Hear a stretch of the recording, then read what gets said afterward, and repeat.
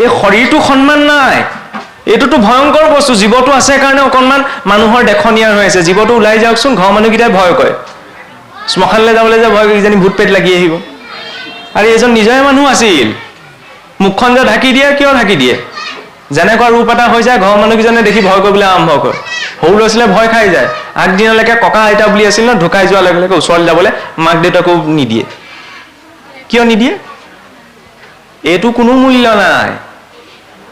তেলকণ আছে কাৰণে এইটো মূল্যটো বাঢ়িছে। গতিকে ভাগৱতে যিখন এক্সৰে কৰে সেইখনত হাড়লৈকে নোলায়, হাড়ৰ ভিতৰতো যি আছে তালৈকে ওলাই যায়। সেইকাৰণে মানে এই এক্সৰে মতে চলিলে চবতে অকণ সমতাটো দেখিব পাৰি। কিন্তু সমতা দেখাৰ অৰ্থ এইটো নহয় যে সকলো সমান। সকলো সমান নহয়, মানুহে এইটো ভুল বুজে।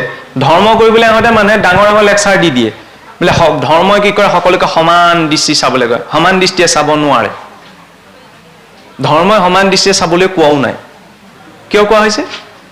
পত্নীৰ প্ৰতি যিটো দৃষ্টি, মাতৃৰ প্ৰতি একেটা দৃষ্টি হয় জানো? দিব পাৰিবনে সমান দৃষ্টি? মাতৃৰ প্ৰতি যিটো দৃষ্টি পত্নীৰ প্ৰতি দি দেখুৱাওকচোন।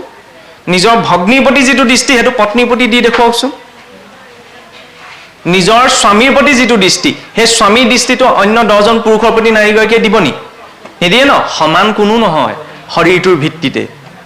যদি আন্তৰিক স্থিতিত কোৱা হৈছে যে সকলো আত্মা, তেতিয়াহ'লে সেইটো স্থিতি ঠিকে আছে। কিন্তু আত্মাৰ স্তৰটোতো আমি বিচাৰ নকৰোঁ, শৰীৰৰ স্তৰতহে। গতিকে শৰীৰৰ স্তৰত অসমানতা আছে, নহয়নে? পুৰুষজন পুৰুষে, স্ত্ৰী স্ত্ৰীয়ে, ভগ্নী ভগ্নীয়ে, ভাতৃ ভাতৃয়ে, পত্নী পত্নীয়ে, সেই সকলো একেই হ'ব নোৱাৰে, নহয়নে? এইটো কি মৰ্যাদা যে পত্নীক পত্নীৰ দৃষ্টিৰে চোৱা, মাতৃক মাতৃৰ দৃষ্টিৰে চোৱা। এই মৰ্যাদাটো যেতিয়া লংঘন হৈ যায়, চব একেই হৈ যায়। সেইকাৰণেতো ইমান সমস্যা। ভগ্নীকো যেতিয়া পত্নীৰ দৃষ্টিটো গুচি যায়, একো নাথাকেগৈ। সেইটো মৰ্যাদা ৰাৱণৰো আছিল। সীতাক হৰণ কৰি নিলে, জোৰ জবৰদস্তি কৰিব পাৰিলেহেঁতেন, কৰিছে জানো? নাই কৰা। বাৰে প্ৰতি সুধিবলৈ যায় যে তুমি মোক স্বামী বৰণ কৰিবা নে নকৰা? নকৰোঁ, উভতি গুচি আহে। হয় নহয়? এই মৰ্যাদাটো লাগে, ধৰ্ম এইকাৰণেই লাগে।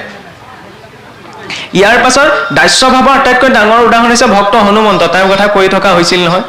যেতিয়া সীতা দেৱীৰ ওচৰলৈ পঠিওৱা হৈছিল, সুধিছিলে তুমি কোন হয়, পৰিচয়টো দিয়া।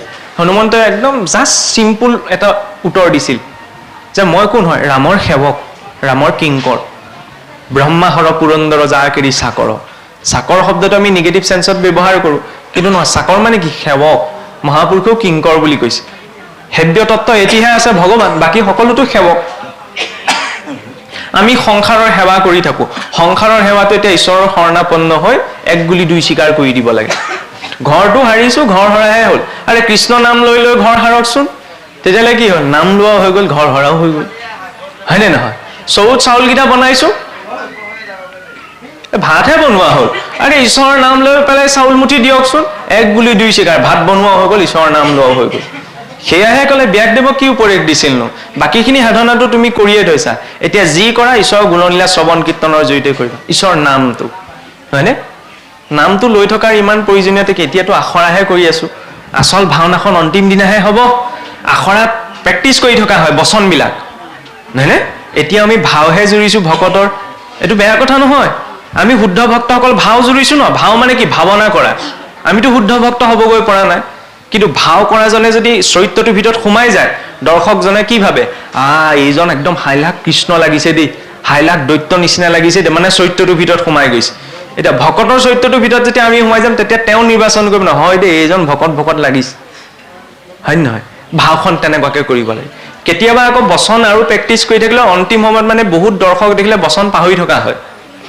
ঢেৰ দৰ্শক থাকিলে আমিও বচন পাহৰিব পাৰোঁ নহয়। তেতিয়া অডিয়েঞ্চ কোন আহিব? যম ৰজাই পঠাব। সেইসকলক দি পাহৰিবও পাৰোঁ। সেইকাৰণে এতিয়া খাওঁতে উঠোতে বহুতে হৰিক চিন্তনৰ কথা কোৱা হৈছে। মহাৰাজ ভৰতে পাহৰিছিল নহয়, চব এৰি থৈ গুচি হৰিণ পলিনো মুহত পৰিলে। সেইখিনি কাহিনী তাকেতো বুজাব বিচাৰিছে। মোহ যিকোনো বস্তুত উপজিব পাৰে, জৰুৰী নহয় যে সোণ ৰূপ ধন টকা পইচাতে মানুহৰ মোহ উপজে। সৰু সৰু বস্তুত উপজিব পাৰে। তাৰ পৰা বাচি থাকিবলৈ নিৰন্তৰ চিন্তন।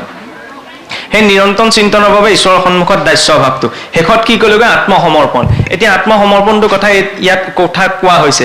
ঋষিসকলে বায়ু ভোজন কৰিও নোৱাৰিলে, এতিয়া দধি দুগ্ধ ঘৃত মধু কৰি শালি অন্ন প্ৰবন্ধিয়া হৈতে ভুঞ্জে যিটো জন। সেইসকলে বায়ু পত্ৰ ভোজন কৰি নোৱাৰিলে, এতিয়া আৰু দধি দুগ্ধ শালি ধানৰ একদম সিদ্ধ পৰমান্ন খাই পেলাই এইটো কেনেকৈ পাৰিব বুলি। সঁচাকৈও নোৱাৰে নহয়।